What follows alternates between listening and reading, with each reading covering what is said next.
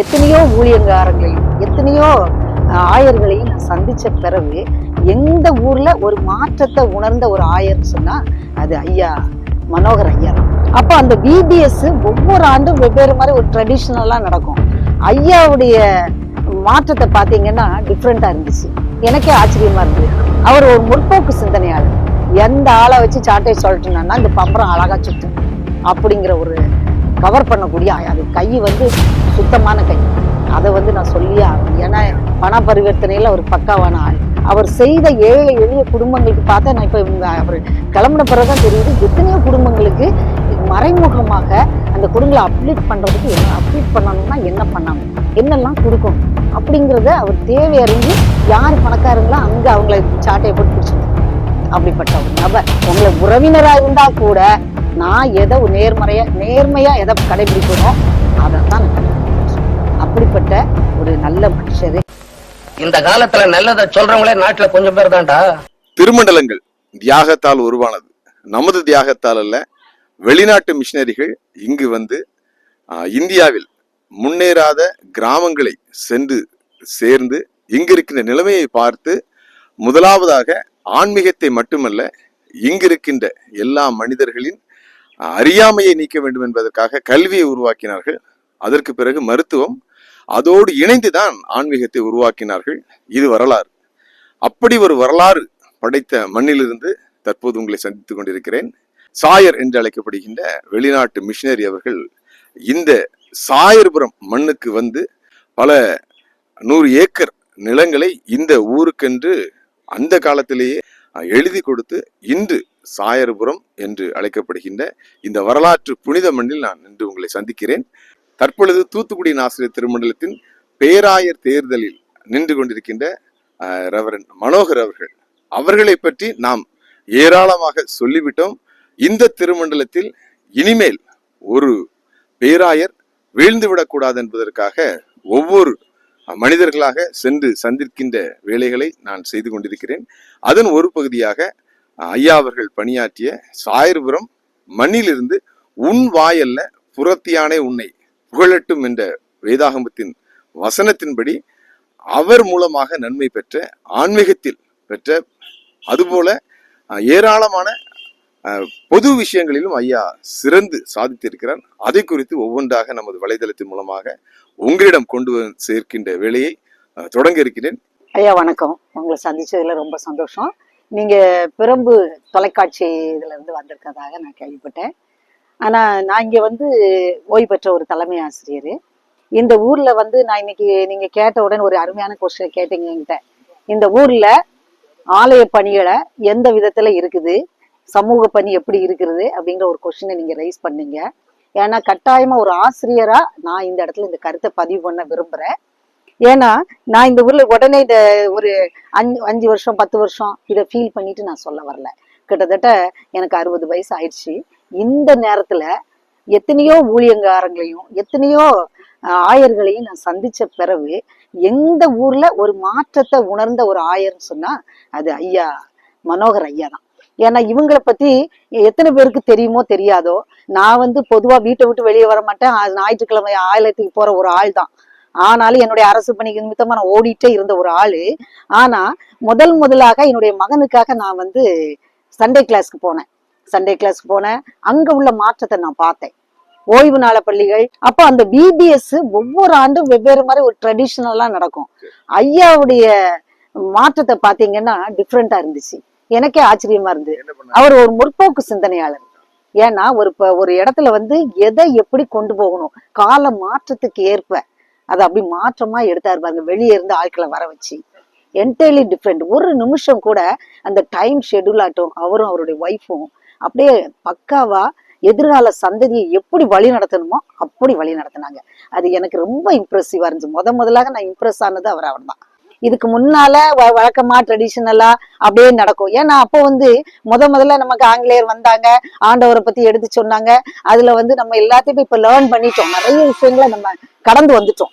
இப்ப கடந்து வந்த பிறகு இன்னைக்கு உள்ள சில்ட்ரன்ஸுக்கு என்ன அப்டேட் வேணும் அப்படிங்கிறதுலயும் அவங்களுக்கு எப்படி வழி நடத்தணுங்கிற விஷயத்திலயும் ஐயா ரொம்ப ஒரு சின்ன கவனச்சிதறல் கூட அதுல இருக்க விட மாட்டார். என்ன மாதிரி பண்ணாங்க? டைம் ஷெட்யூல் ரொம்ப கீப் அப் பண்ணுவாரு. அதர் காரியங்கள் அவரை தலையிடவே விட மாட்டார். பிள்ளைங்களுக்கு போக்கஸ், கர்த்தரை பத்தி சொல்லக்கூடிய வசனங்கள், ஒழுக்கங்கள், அந்த இதுல எதை கடைபிடிக்கணுமோ அதுக்கு ஒரு வரையறை வச்சிருப்பாரு. அந்தபடி சிஸ்டமேட்டிக்கா பண்ணுவாரு. அது என்ன ரொம்ப இம்ப்ரெஸ் பண்ணிச்சு. வாலிப பிள்ளைங்களை பொறுத்தவரையில அதுக்குன்னு நல்ல யார் எனர்ஜெட்டிக்கா இருக்காங்களோ அவர் வந்து இந்த ஆள் பிடிக்கிறதுல கரெக்டான ஆள். எந்த ஆளை வச்சு சாட்டையை சொல்லட்டுனா இந்த பம்பரம் அழகா சுத்தும் அப்படிங்கிற ஒரு கவர் பண்ணக்கூடிய ஆள். அது எத்தனை பேருக்கு அந்த டெக்னிக் தெரியுமோ எனக்கு தெரியாது.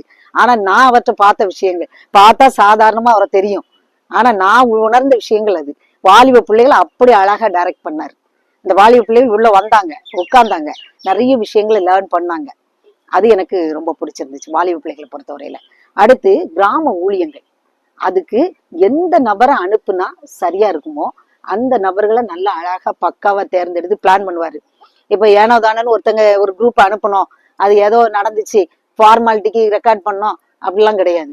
பண பரிவர்த்தனையா த்ரூ ரெக்கார்டு தான் எல்லாம், செக் த்ரூ செக். அவர்கிட்ட அது கை வந்து சுத்தமான கை, அதை வந்து நான் சொல்லியே ஆகணும். ஏன்னா பண பரிவர்த்தனையில ஒரு பக்காவான ஆள். ஒருத்தர் ஒரு வருவாரு வீடு சந்திக்க, எங்களெல்லாம் வந்து சந்திச்சாருன்னு சொன்னா இது வரைக்கும் எத்தனையோ ஐயர்கள் ஒரு செகண்ட் கூட அந்த குடும்பத்தினுடைய பாரத்தை மட்டும் ஜெபிப்பாரே ஒழிய அந்த குடும்பத்தினுடைய தேவைகளை ஒரு செகண்ட்ல கேட்ச் பண்ணிடுவாரு. எப்படி பிடிப்பாரு எனக்கு தெரியாது. ஆனா அவர் செய்த ஏழை எளிய குடும்பங்களுக்கு பார்த்தா, நான் இப்ப அவர் கிளம்பின பிறகுதான் தெரியுது எத்தனையோ குடும்பங்களுக்கு மறைமுகமாக அந்த குடும்பங்களை அப்லிட் பண்றதுக்கு என்ன அப்லிட் பண்ணணும்னா என்ன பண்ணணும், என்னெல்லாம் கொடுக்கணும் அப்படிங்கிறத அவர் தேவை அறிஞ்சு யார் பணக்காரங்களோ அங்க அவங்கள சாட்டையை போட்டு பிடிச்சிருவார். அப்படிப்பட்ட ஒரு நபர். எனக்கு அது ரொம்ப பிடிச்ச விஷயங்கள். ஏன்னா இவரை பத்தி தெரிஞ்சிருக்காது நிறைய பேருக்கு. உறவினர்கள் கூட அவர் செய்ததில்லை. உறவினர்கள் எனக்கு ஆதாயப்படணும், எனக்கு இதை ஃபேவர் பண்ணிருங்க அப்படின்னு சொன்னா கூட, ஒரு லேடி வந்து என்கிட்ட சொன்னாங்க, உறவினருக்கு எனக்கு கையெழுத்து போட மாட்டேன்ட்டாரு. ஆனா அது டிலே தான். என் உறவினரா இருந்தாலும் அதுல நான் கையெழுத்து போட மாட்டேன்னு சொன்னாரு. நான் அவங்ககிட்ட கேட்டேன், இவர் ஊழல் பண்ணிட்டாரு அப்படிப்பட்டவர் இப்படி சொல்றீங்களே, எதை வச்சு சொல்ல வரீங்க? எனக்கு அதுல கையெழுத்து போடல. உங்களை உறவினரா இருந்தா கூட நான் எதை நேர்மையா எதை கடைபிடிப்பனோ அதைத்தான் நான் கடைபிடிப்பேன். அப்படிப்பட்ட ஒரு நல்ல மனுஷரு. அவரு இன்னைக்கு பேராயரா நிக்கிறாருன்னு சொன்னா எனக்கு ரொம்ப மகிழ்ச்சி. அப்படிப்பட்ட ஆட்களை தேர்ந்தெடுக்கணும் மக்கள். ஏன்னா தூத்துக்குடி நாசரேத் திருமண்டலம் வழி நடத்தப்படணும். ஏன்னா மாற்றம் ஒன்றே மாறாதது. அந்த மாற்றத்தை உருவாக்க வந்தவர்னு தானே. ஒருத்தர் வந்து பார்த்த உடனே முகத்தை பார்த்து மனிதன் வந்து அழகானவன்னு சொல்லக்கூடாது. அவருடைய பணமோ நிறமோ அது நம்ம அடையாளப்படுத்தாது. அவருடைய அன்பான குணமும் சாந்தமான அந்த மனம் தான். இந்த 2 குவாலிட்டி அவர்கிட்ட இருக்குது. நிச்சயமாக நாசரேத்து தூத்துக்குடி திருமண்டலத்தை அவரால் மட்டுமே வழி நடத்த முடியும் நான் ரொம்ப ஸ்ட்ராங்கா நம்புறேன். அப்புறம் தூர்ந்து கிடந்துச்சு இந்த ஹாஸ்பிட்டல். நான் அதை வந்து கண்டிப்பா எத்தனை பேர் என்னோட குழந்தைக்காக நான் ஓடி வந்தேன்னு சொல்லி ஏற்கனவே ஒரு பேட்டியில சொல்லியிருக்கேன். அந்த ஹாஸ்பிட்டலு யாருமே பார்க்காம தூசி தட்டி கிடந்தது. அதை தூசி தட்டி இந்த சுத்துப்பட்டி கிராமம் அவ்வளவு பேர் இன்னைக்கு லோ பட்ஜெட்ல ஆரோக்கியமா வந்து பார்த்துட்டு போய்கிட்டு இருக்காங்கன்னு சொன்னா, இன்னைக்கு தூத்துக்குடிக்கு ஓட முடியாத ஜனங்கள்லாம் ஓடி வந்து இங்க பார்த்துட்டு இருக்காங்கன்னு சொன்னா ஐயாவுடைய முன்னெடுப்பு தான். அதே மாதிரி இந்த போப்புக்கு பஸ் ஸ்டாண்டுக்காக பேருந்து நிலையத்துக்காக 50 சென்ட் எந்த காலத்திலயும் கொடுத்தாங்க. அவங்க பாட்ட சாயல் நிலை பேரூராட்சி கொடுக்கப்பட்டது டைஜஷன் நிலம், ஆனா வைக்கப்பட்ட பேர் என்னமோ வேற யாரும். ஆனா அதுக்காக அவர் ஃபைட் பண்ணார் பாருங்க. அது ஃபைட் பண்ணி அந்த நேம வாங்குறதுக்காக ஒவ்வொரு வீடா சந்திச்சு யாரை கூட்டிட்டு போய் எங்க கேள்வி எழுப்பணுமோ அத்தனை கொஸ்டின் ரைஸ் பண்ணி கடைசியில ஃபைட் பண்ணி சக்சஸ் அடிச்சார். போப்புங்கிற பேர் இன்னைக்கு வச்சிருக்காரு பாருங்க, அதுதான் அவருடைய சக்சஸ். இந்த ஒரு கிராமத்துல இருந்த நாட்கள் குறைவு. அவருடைய ஆலயத்துல அவர் சொல்லக்கூடிய வார்த்தைகள் சாட்டையான வார்த்தைகள். ஒவ்வொருத்தரையும் அது இண்டிகேட். நிறைய பேர் சொல்லுவாங்க அது அப்படி புரியல இப்படி.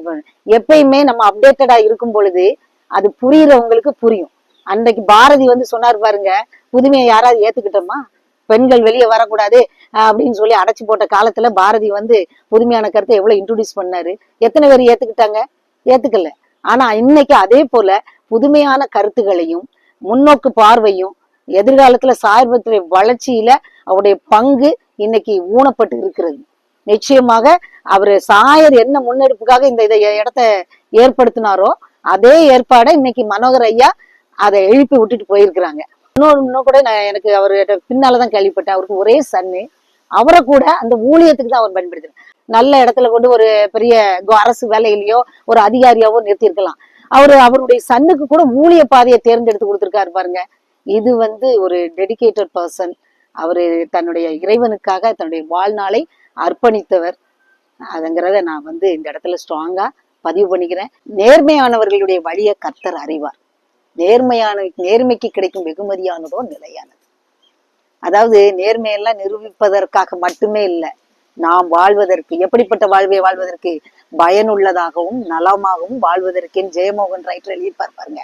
அந்த வாழ்க்கையை நமக்கு தர்றதுக்கு தான் அவர் ஸ்ட்ரகிள் பண்ணாரு. அந்த பழிவாங்கு நடவடிக்கை எனக்கு ரொம்ப வருத்தத்துக்குரியது. நம்ம டைரக்ஷன்ல இருக்கக்கூடிய மெயின் பாயிண்ட் அதுதான். அந்த இது எனக்கு வந்து எடுபடணும். அப்படிப்பட்ட அரசியல் கட்சியில் அல்லாத ஒரு தனி மனிதன் நிச்சயமா வரணும்னு நான் எதிர்பார்க்கிறேன். எங்க ஊருக்கு எத்தனை நன்மை கிடைச்சிச்சோ அதே மாதிரி இன்னும் அநேக கிராமங்களுக்கு அவர் வந்து தலைவரா வந்தாரா, ஒரு ஆயராக இந்த சமூகத்தை வழி நடத்தினார்னா எதிர்காலத்தில் நிச்சயமாக ஒரு நல்ல நிலை எட்டும். நமக்கு என்ன மாற்றம் வேணுமோ அதை தரக்கூடிய பேராயர், நம்மளை வழிநடத்தக்கூடிய பேராயர், லஞ்ச ஊழலற்ற சமூகத்தை முன்னேற்றக்கூடிய ஒரு ஆயரை நம்ம தேர்ந்தெடுக்கணும்னு மக்களை நான் அன்போட கேட்டுக்கொள்கிறேன். நேர்களே, மேரி டீச்சர் ரொம்ப அழகா சொன்னாங்க. ஒரு ஆயர் என்பவர் ஆன்மீகம் என்பதை தாண்டியும் இந்த சமூகத்தின் மேல் அக்கறை கொண்டு இந்த சாயர்புரம் மண்ணுக்கு செய்த சேவைகளை ரொம்ப அழகா சொன்னாங்க. அதாவது உள்ளத்து நினைவுதான் வாய் பேசுன்னு சொல்லி பைபிள் சொல்லுது இல்லையா? அதனால வந்து பாத்தீங்கன்னா தான் உணர்ந்த கருத்துக்களை, தான் வாழ்ந்த இந்த சாயர்புரத்தில் ஐயா செய்த பெருமைகளை அருமையாக நமது மீடியாவுக்கு சொல்லியிருக்காங்க. இப்படிப்பட்ட ஒரு ஆயர் பேராயராக மாறினால் நிச்சயமாக தூத்துக்குடி ஆசிரியர் திருமண்டலம் இருக்கின்ற அனைத்து திருமண்டலங்களுக்கும் எடுத்துக்காட்டாக முன்மாதிரியாக இருக்கும் என்பதில் எந்த விதமான ஐயமும் இல்லை.